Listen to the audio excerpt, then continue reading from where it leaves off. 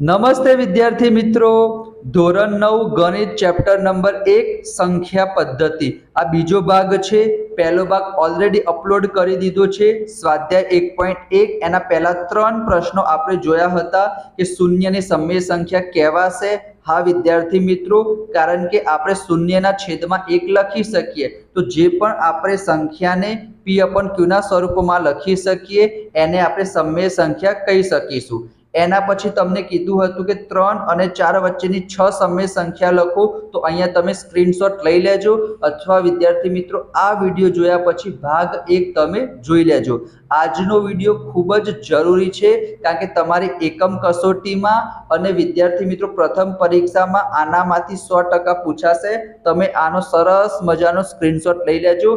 એક વખત હું તમને સમજાવી દઉં છું, એના પછી જે તમારો ચોથા નંબરનો પ્રશ્ન છે એ આજે આપણે સોલ્વ કરવાના છીએ અને વિદ્યાર્થી મિત્રો સ્વાધ્યાય 1.2 પણ જોવાના છીએ। તો અહીંયા જુઓ વિદ્યાર્થી મિત્રો શું લખ્યું છે, આ સરસ મજાનું મેં ડાયાગ્રામ બનાવેલો છે।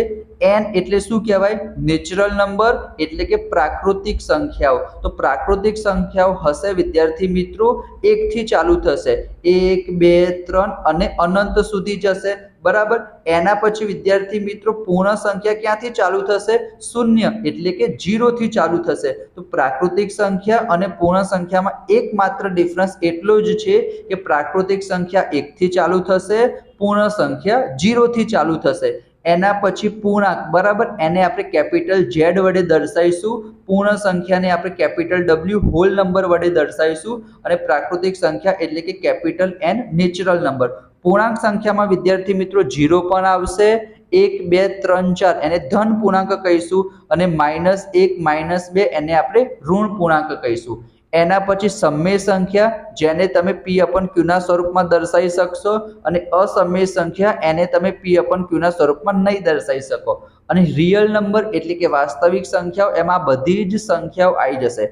તમારે શું યાદ રાખવાનું છે વિદ્યાર્થી મિત્રો? અહીંયા તમને સરસ મજાના બે તમને ડાયાગ્રામ દેખાતા હશે, બે એરો દેખાતા હશે, ધ્યાનથી જુઓ શું લખ્યું છે। જ્યારે તમે નીચેથી ઉપરની તરફ જશો તો વિધાન કેવું આવશે? સત્ય આવશે।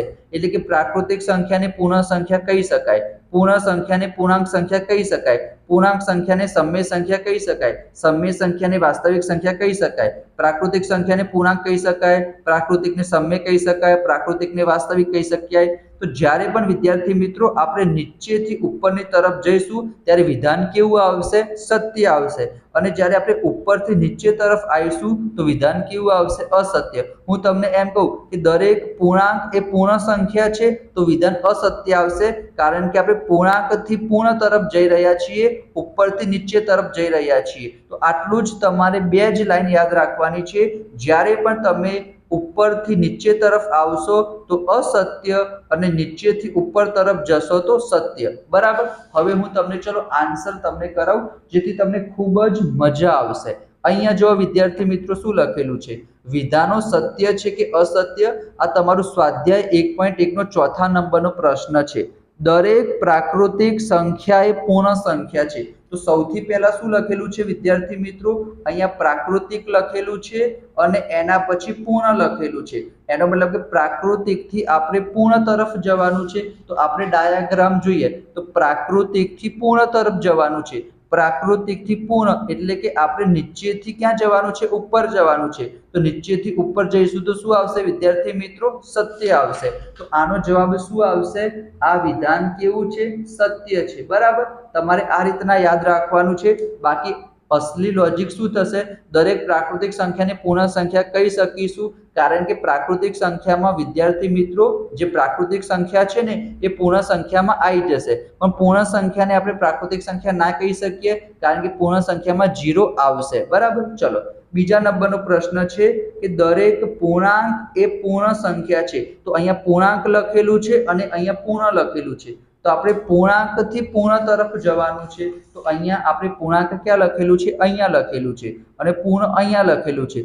પૂર્ણાંકથી પૂર્ણ એટલે કે આપણે નીચે જઈ રહ્યા છીએ, નીચે જઈ રહ્યા છીએ તો વિધાન કેવું આવશે? અસત્ય આવશે। તો અહીંયા આપણે શું લખી દઈશું કે આ વિધાન કેવું છે? અસત્ય છે। તમને ખાલી જગ્યામાં પણ પૂછાઈ શકે છે, ટ્રુ ફોલ્સમાં પણ પૂછાઈ શકે છે, બરાબર. ચલો એના પછી ત્રીજા નંબરનો પ્રશ્ન છે, દરેક સમમેય સંખ્યા એ પૂર્ણ સંખ્યા છે. તો આપણે સમમેયથી ક્યાં જવાનું છે?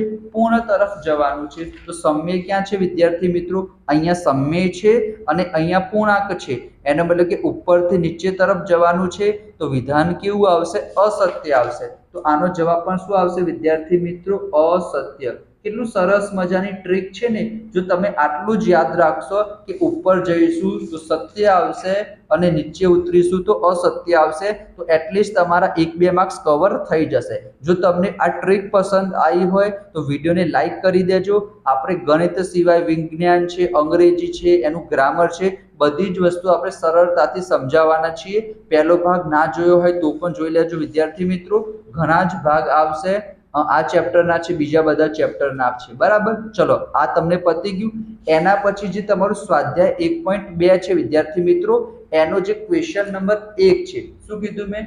સ્વાધ્યાય 1.2 નો જે તમારો ક્વેશ્ચન નંબર 1 છે ને, એમાં પણ વિદ્યાર્થી મિત્રો હમણાં કરાયું એવું જ કરવાનું છે. પહેલો પ્રશ્ન શું છે? અસમય સંખ્યા એ વાસ્તવિક સંખ્યા છે. અસમય સંખ્યા એ વાસ્તવિક, એનો મતલબ કે અસમયથી તમારે ક્યાં જવાનું છે? વાસ્તવિકમાં જવાનું છે. તો અહીંયા જો અસમય ક્યાં છે? અહીંયા છે. વાસ્તવિક ક્યાં છે? ઉપર છે. તો અસમયથી વાસ્તવિક એટલે કે આપણે ઉપર જઈશું. ઉપર જઈશું તો શું આવશે? સત્ય આવશે. એનો મતલબ કે આ વિધાન કેવું આવશે? સત્ય આવશે.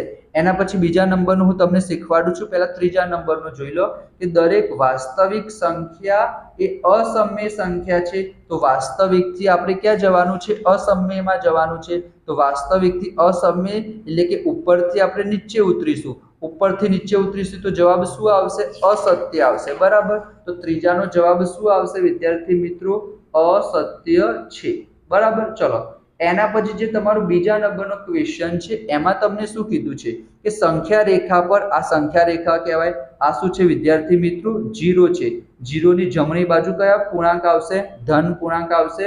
અને ડાબી બાજુ કયા પૂર્ણાંક આવશે? ઋણ પૂર્ણાંક આવશે. પરીક્ષામાં પૂછાઈ જાય કે શૂન્યની જમણી બાજુએ કયા પૂર્ણાંક આવેલા હોય છે? તો ધન પૂર્ણાંક આવશે. અને શૂન્યની ડાબી બાજુએ કયા પૂર્ણાંક આવેલા હોય છે? ઋણ પૂર્ણાંક આવેલા છે. અહીંયા વિદ્યાર્થી મિત્રો પ્લસની નિશાની નથી કરી, પણ આપણે શું કરવાનું? પ્લસ જ સમજવાનું. તો અહીંયા એવું લખ્યું છે કે સંખ્યા રેખા પરનું દરેક બિંદુ કોઈક પ્રાકૃતિક સંખ્યા m માટે વર્ગમૂળમાં m સ્વરૂપનું હોય છે. તો અહીંયા વિદ્યાર્થી મિત્રો આ વિધાન અસત્ય આવશે. સાહેબ અસત્ય કેમ આવશે? કારણ કે અહીંયા લખેલું છે કે દરેક બિંદુ એ તમને વર્ગમૂળમાં m સ્વરૂપનું જોવા મળે. જેમ કે વિદ્યાર્થી મિત્રો હું અહીંયા વર્ગમૂળમાં 25 લખું તો તમને ખબર પડે કે 25 નું વર્ગમૂળ કેટલું થશે? તમે કહેશો સર 25 નું વર્ગમૂળ 5 થશે. તો 5 તો વિદ્યાર્થી મિત્રો આપણને મળશે. પણ અહીંયા શું છે વિદ્યાર્થી મિત્રો? તમે જ્યારે પણ વર્ગમૂળ કાઢશો તો અહીંયા ઋણ સંખ્યા પણ આવે છે વિદ્યાર્થી મિત્રો. એના માટે જવાબ શું આવશે? અસત્ય આવશે, બરાબર. કારણ કે જે સંખ્યા રેખા હશે એમાં ધન પૂર્ણાંક પણ આવશે અને ઋણ પૂર્ણાંક પણ આવશે, બરાબર. એના માટે ચલો એના પછી મેં તમને ત્રીજા નંબરનો પ્રશ્ન પણ કહી દીધો, બરાબર. હવે આ બીજો ભાગ છે. જો તમે પહેલો ભાગ ના જોયો હોય તો એ પણ વિદ્યાર્થી મિત્રો જોઈ લેજો. એના પછીના નેક્સ્ટ વિડીયોમાં આપણે આ ક્વેશ્ચન નંબર 2 જોઈશું અને વર્ગમૂળમાં 5 ની સંખ્યા રેખા ઉપર કેવી રીતે દર્શાવશું એ આપણે ભાગ 3 માં જોવાના છીએ, બરાબર. એના પછી આપણે સ્વાધ્યાય 1.3 પણ જોઈશું વિદ્યાર્થી મિત્રો. તો તમારે શું કરવાનું છે? વિડીયોને લાઈક કરજો, ચેનલને સબસ્ક્રાઇબ કરજો, તમારા દોસ્તો સાથે શેર કરજો. પહેલો ભાગ ના જોયો હોય તો જોઈ લેજો વિદ્યાર્થી મિત્રો. સાથે સાથે આપણે વિજ્ઞાન પણ શીખવાના છીએ, અંગ્રેજી ગ્રામર પણ શીખવાના છીએ. અને તમને જે ડાઉટ હોય એ ચેપ્ટર મને જણાવો, એકમ કસોટીના ચેપ્ટર પણ જણાવો તો હું એના ઉપર ફટાફટ વિડીયો બનાવી શકું. તો આપણે મળીશું નેક્સ્ટ વિડીયોમાં. ત્યાં સુધી વિદ્યાર્થી મિત્રો સ્ક્રીનશોટ લઈ લેજો. આની PDF પણ હું તમને આપીશ વિદ્યાર્થી મિત્રો. જય શ્રી કૃષ્ણ, જય Swaminarayan, Radhe Krishna. Thank you so much.